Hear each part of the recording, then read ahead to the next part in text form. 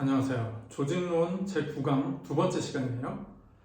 자, 갈등과 협상을 배우고 있는데 그 중에 제9강 중에 세 번째 갈등의 유형에 대해서 한번 배워봅시다. 자, 갈등은 크게 세 덩어리로 나눌 수가 있습니다. 첫 번째는 개인적 갈등, 이건 내면의 갈등이라고 보시면 돼요. 두 번째가 개인 간 갈등, 개인과 개인, 사람과 사람의 갈등.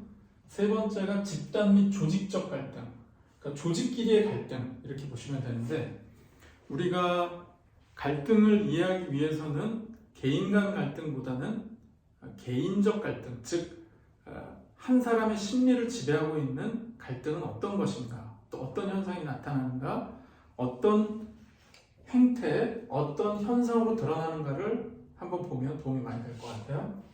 자, 개인적 갈등은 좌절 갈등이라는 게 있고요, 목표 갈등이라는 게 있고, 역할 갈등이라는 게 있고, 대안 선택 갈등이라는 게 있어요. 자, 이건 그냥 받아들입시다. 너무 깊게 생각하지 말고요, 받아들입시다.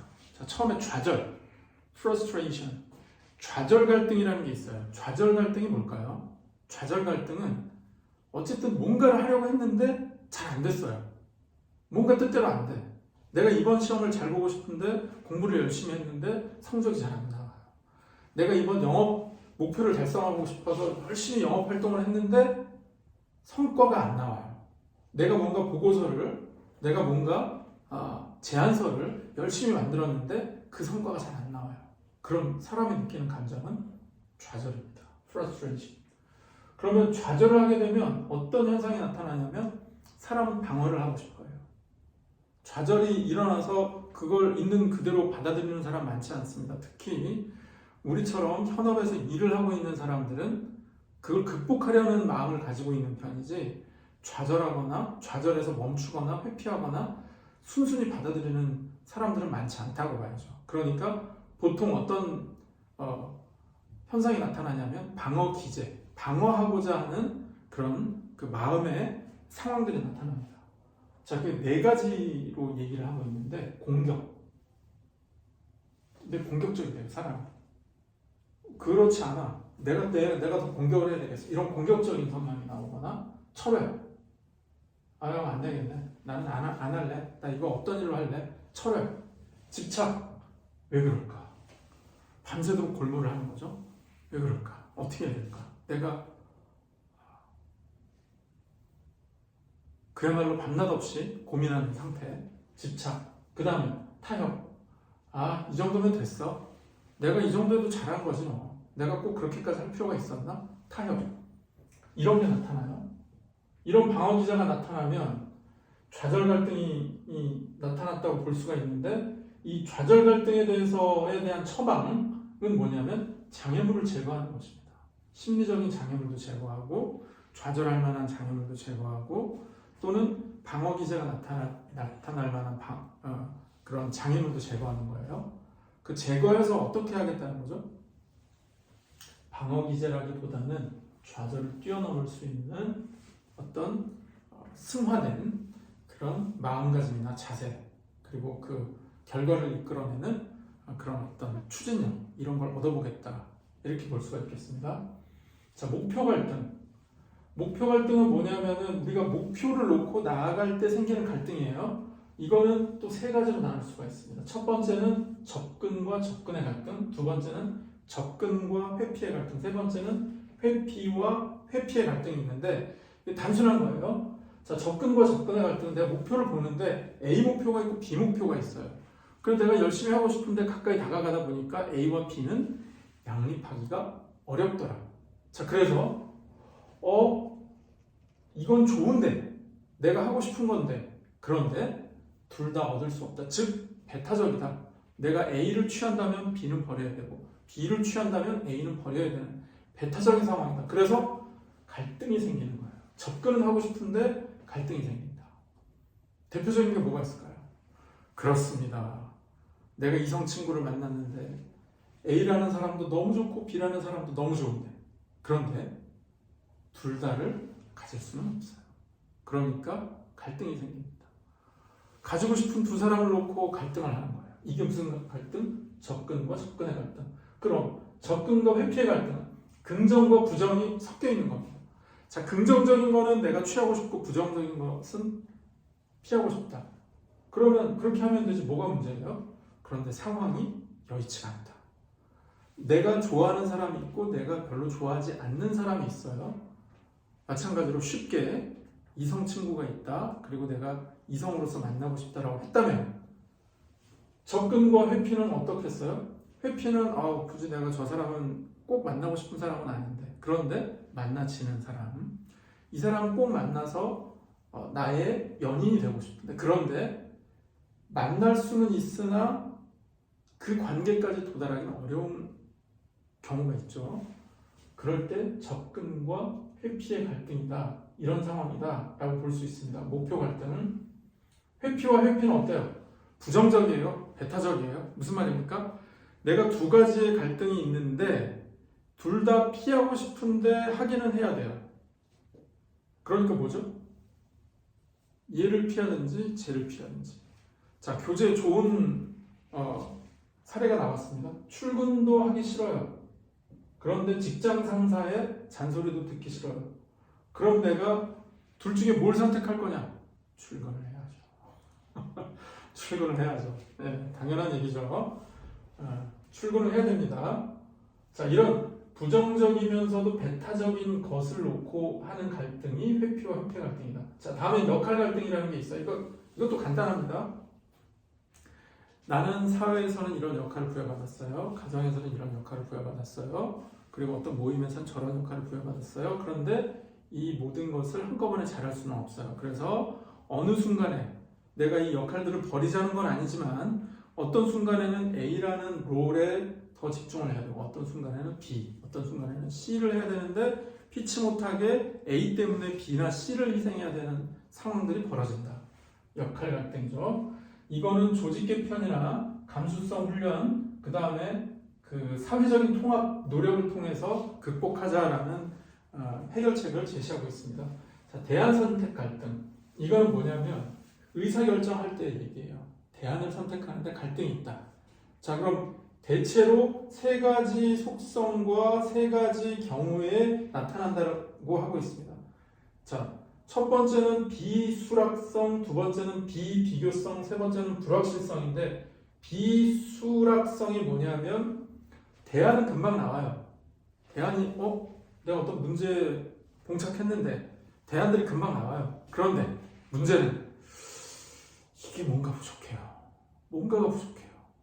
그래서 쉽게 내가 이걸 하자고 하지를 못하겠어. 왜? 이걸 한다는 건 곧 다른 기회를 포기하는 게 되기 때문에 이거 말고 더 좋은 방법은 없을까라는 고민에 빠지는 상황. 비수락성, 비비교성. 이거를 비교할 만한 대안, 더 좋은 효과가 나올 것이라는 대안을 찾기가 어렵다. 그럴 때가 어떻다고요? 선택을 못하죠. 선택을 못해요. 자, 볼까요? 비비교성의 갈등은 결정자가 각 대안의 결과를 알고 있지만 어떤 대안이 더 우수한지를 모른다. 이때 대안이 정말 우수하다는 걸 알면 내가 할 텐데 대안은 있으나 그 효과, 결과를 확신하기가 어렵다. 그래서 비교를 할 수가 없어서 선택을 할 수가 없다. 갈등이다. 이거죠. 그리고 불확실성은요. 내가 어디로 가야 될지 모르겠다.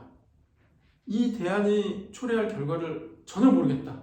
그래서 이 불확실성 때문에 나는 선택을 못하겠다. 선택에 너무 큰 부담이 온다.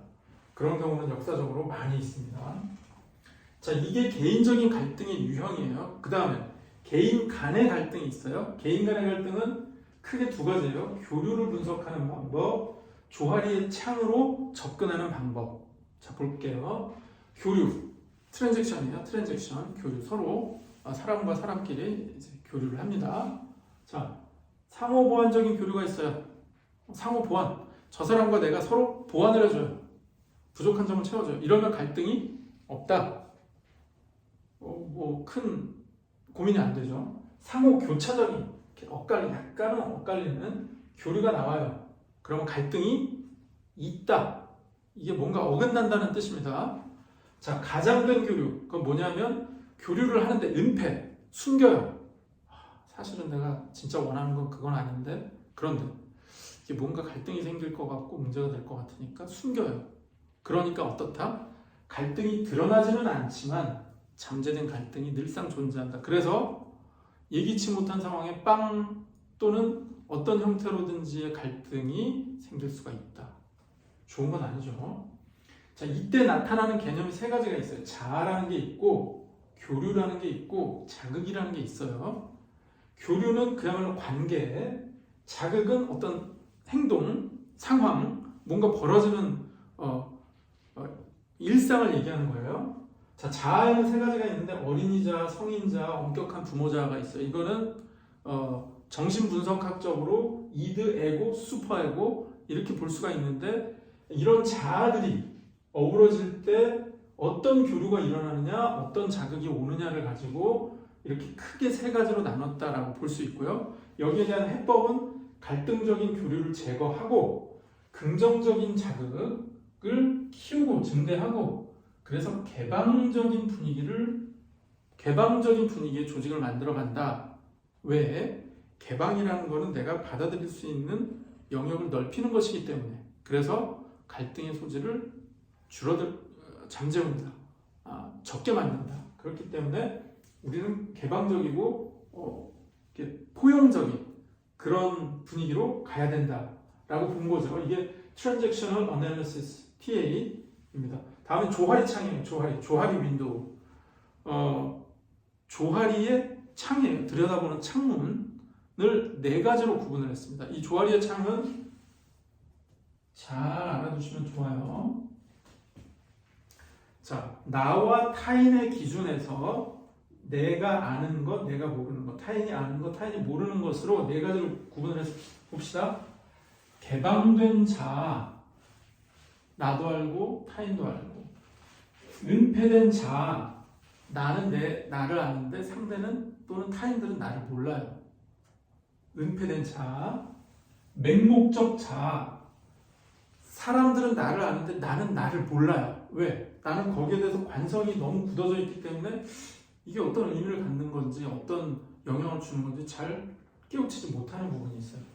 그리고 가장 깊숙한 미발견자, 나도 모르고 타인도 모르고 그래서 내가 모르니까 제어하기 어려운 영역에 잠재 영역이 생기는 겁니다.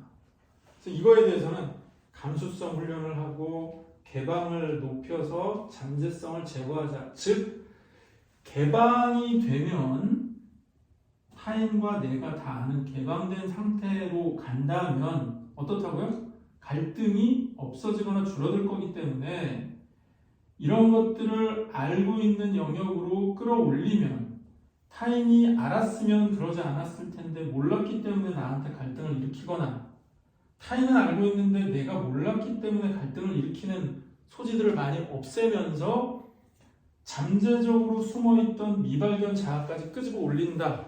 그럼 어떻게 될 것이다? 이론적으로는 갈등이 생기지 않거나 현저하게 줄어들 것이다 라고 보는 거예요. 조하리의 창입니다. 다음에는 집단 및 조직적 갈등에 대해서 볼게요. 자, 이것도 단순합니다. 자, 보이시죠? 계층, 기능, 개선과 참모. 개선은 결제 라인이라고 생각하시면 돼요. 이 어떤 상하관계에 있는 거죠. 자, 계층적 갈등은 관리자와 구성원의 갈등이에요. 그리고 기능적 갈등은 부서와 부서의 갈등이에요. 뭐 영업부서, 재무부서, 생산부서, 혹은 뭐 어디라고 할까요? 뭐 홍보부서. 그다음 개선과 참모는요. 개선과 참모 간의 갈등.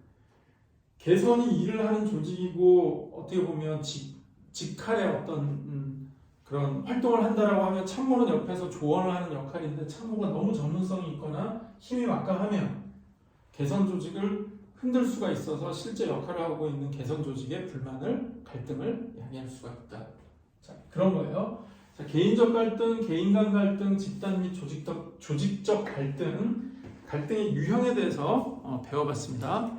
자, 계속해서 짧은 영상으로 갈등 상황, 관리 방안 등에 대해서 계속 공부를 하도록 할게요. 잠시 뒤에 만나겠습니다.